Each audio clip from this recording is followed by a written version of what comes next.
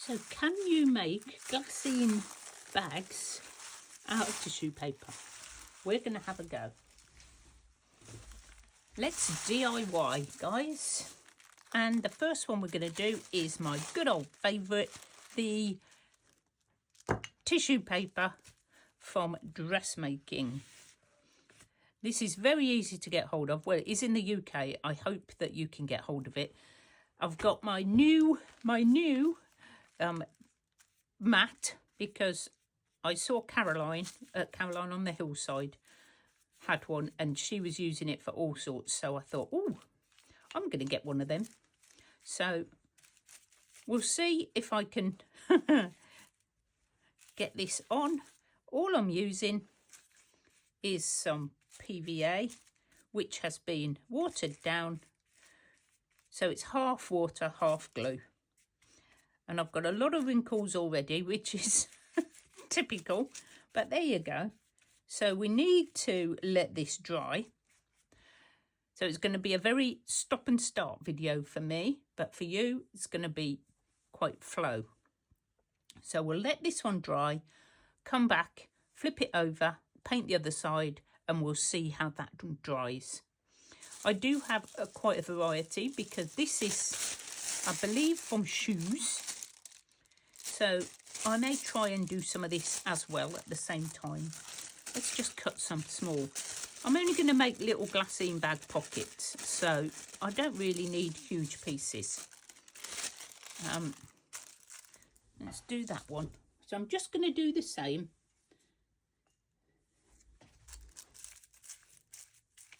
And I'm going to give you an alternative if you want a really grungy look on your tissue. When we've done a few more, I'm going to test a few more pieces. So I'm going to do basically the same thing on all these types, even the patterned one. Although we might leave the patterned one and I'll show you my technique. I do have some brown, which I think might be quite cool. So I'll be back when I've painted both sides of these with glue, because you don't want to sit and watch me do that. So we're going to level up, guys, because we're going to now turn this into a grungy, of course, a grungy glue wash. And I've got some coffee that I've just made, and it's just black coffee, and I'm going to pour it into my glue. Now, the more coffee you put in there, obviously, the more glue it is. The more coffee you put in, the darker it's going to be. So I think I'll be adding all of it. Of course, I am adding more water as well. So I may have to add more glue. It's going to be a bit tricky. So we're going to paint this white tissue paper. And I'm going to try this coloured piece as well. And we're going to see what they turn out like. And when this is all dry, we're going to see what we can make, and I'll show you all the finished results and a comparison between what they started out like and what they've turned into. So don't go away. I'll be right back.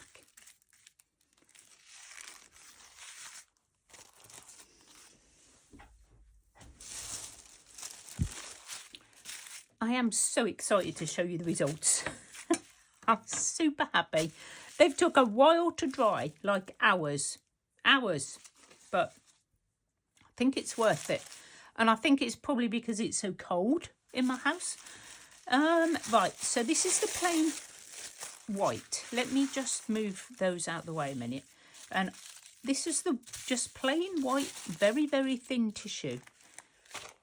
And now look at it. I coffee dyed them as well. So look at those. The difference. So coffee dyed glassine bags, perfect. So this one, which was the dressmaker's fabric, turned out like this. Very, very strong. And it had a fold in it, so it's even stronger there. So loving that. And that is not going to rip very easily either. I had this tissue from my shoes, for my trainers, and this was it without any coffee in the glue. And then I added the coffee and it did that. And I like, that is super cool. So that's the difference between just the plain glue and adding a bit of coffee. And it didn't make any difference whether it had more water in it. It's a bit more flexible, maybe, but still as strong. So don't worry about adding coffee and water. This one, where's this? Look at this, the difference in this one. This was just some tissue wrapping paper. And this is what it looks like once I had put the glue on both sides. Very see-through. And as you can see, it's super strong. And that is, I think, if you put that on a page with like a frame, that would make a really cool see-through window. Maybe up the right way. And then I coffee dyed it. And I got this. And I'm like, this is so cool. So I did some more. I just think that is going to look really cool in my journals. And it is so see-through. And you wouldn't have believed it looking at this. So just have an experiment with your tissue papers and see what happens. It's great fun. So what we're going to do now is very quickly make some little Glassine bags. Oh, and the other one was this. This was already brown, so I just covered it with the clear, and it's super cool. I've already made a little envelope with that one. So these are the little envelopes we're going to make. So I'm not measuring, by the way. If you want to measure, carry on. I don't know I don't really mind. I'll just cut my tags to fit the size of my pocket. If you want a specific size, then you can by all means measure. I'm going to make a big one. And I'm going to have leftovers, but they'll be great as like collage. You can use them for collaging. Layers. So for your Glassine bag, you're going to need to, it's going to be able to see both sides for a minute. So turn up your bottom bit. I mean, we could do a whole mass make on these. I think what we'll do is we'll turn up this side. And then we'll fold over. I've probably got the fold in the wrong place now. So that they like that. Okay. So you want the bottom, the top rather, to be shorter than the bottom. The back needs to be a little bit longer. So do a little, and what I'm going to do is I'm going to cut it with my ruler so it gives it a, it's obviously going to be straighter than me trying to cut it.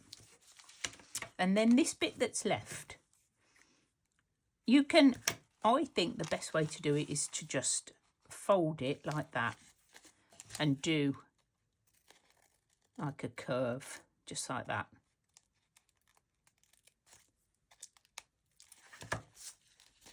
And then you've got the back.